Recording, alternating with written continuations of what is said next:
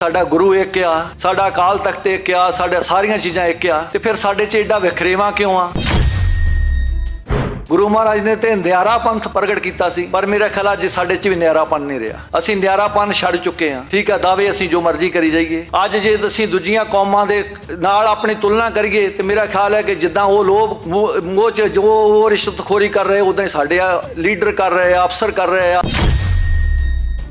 अज तो असीं सोचते हैं कि साडा जे गवांढी नूं धक्केशाही हो रही है तो होण दिओ, क्योंकि उहदी कोई जमीन खरीदांगे जां उहदे नाल जो कोई हो उतों असीं की बैनीफिट उठावांगे। असीं उस पोजीशन च पहुंचे होए।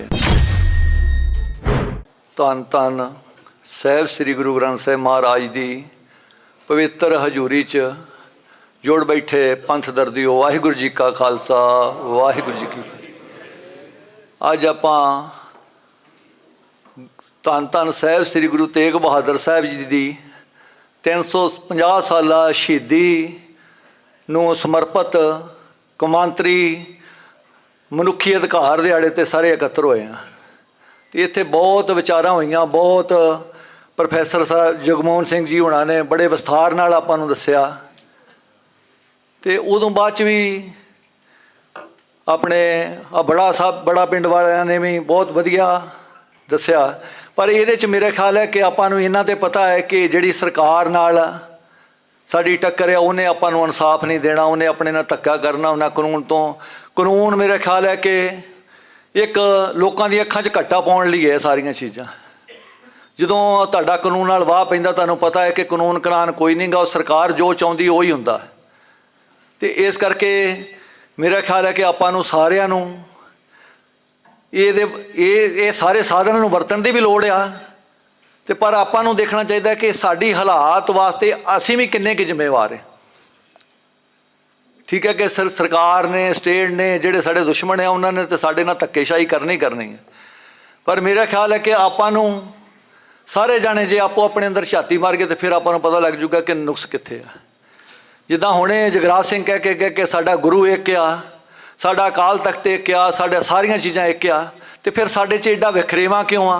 कि जिद्दां भाई साहब उन्होंने ने कहा सी ना कि इस एडी स्वार्थी राजनीति जां एडा स्वार्थ साडे च भारू हो गया।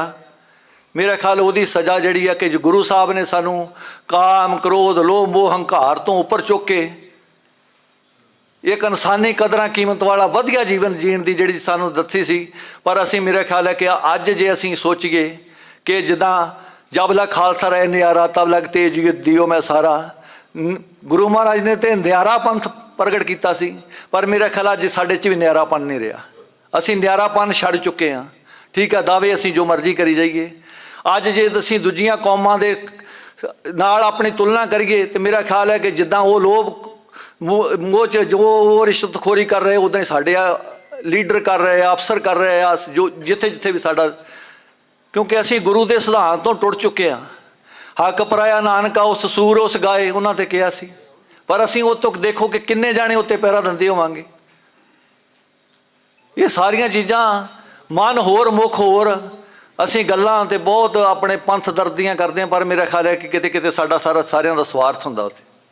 जिद्दण असीं स्वार्थ तो उपर उठ के जो गुरु ने सानू स्पिरिट दित्ती सी, जो गुरु ने सानू सरबत दे भले की गल दसी सी, वंड के छकण की गल दसी सी, जिद्दण असीं उत्ते पहरा देण डै पे कि जिद्दण सानू लगा कि ये जिहड़ा जुल्म दुनिया ते किसी भी कोने च हो रहा उहदे खिलाफ सानू आवाज़ बुलंद करनी चाहिए आ, उदण शायद साडी ये हालात ना होण।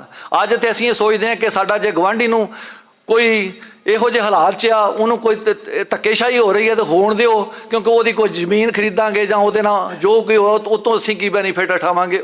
असीं उस पोजीशन च पहुंचे हुए हैं।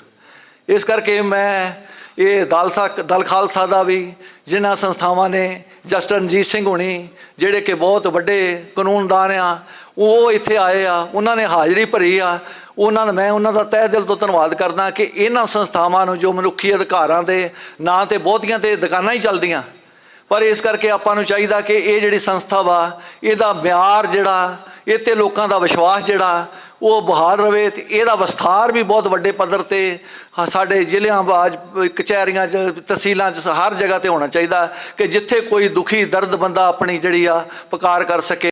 सानूं सारियां लड़ाइयां जां उत्थों अगवाई मिलनी चाहिए, पर वो भी ਆਪਾਂ ਨੂੰ ਪਤਾ ਹੀ ਹੈ ਕਿ ਉਹ ਹਾਲਾਤ ਕੀ ਆ। ਇਸ ਕਰਕੇ ਗੁਰੂ ਮਹਾਰਾਜ ਦੇ ਚਰਨਾਂ 'ਚ ਅਰਦਾਸ ਕਰੀਏ ਕਿ ਉਹ ਸੱਚੇ ਪਾਤਸ਼ਾਹ ਫਿਰ ਕਿਰਪਾ ਕਰਨ ਕਿ ਸਾਡੀ ਉੱਥੋਂ ਹੀ ਸਾਰੀ ਜਿਹੜੀ ਅਗਵਾਈ ਚੱਲੇ ਤੇ ਵਧੀਆ ਤਰੀਕੇ ਨਾਲ ਸਾਡੀ ਕੌਮ ਨੂੰ ਵੀ ਇਨਸਾਫ ਮਿਲੇ ਤੇ ਅਸੀਂ ਹੋਰਨਾਂ ਨੂੰ ਸਾਥ ਦੇਣ ਵਾਲੇ ਅੱਜ ਦਰ ਦਰ ਭਟਕ ਰਹੇ ਹਾਂ। ਇੰਨੇ ਕੁ ਬੇਨਤੀਆਂ ਕਰਦੇ ਕਿ ਭੁੱਲ ਚੁੱਕ ਹੋਵੇ ਉਹਦੇ ਲਈ ਮਾਫੀ। ਵਾਹਿਗੁਰੂ ਜੀ ਕਾ ਖਾਲਸਾ, ਵਾਹਿਗੁਰੂ ਜੀ ਕੀ ਫਤਿਹ।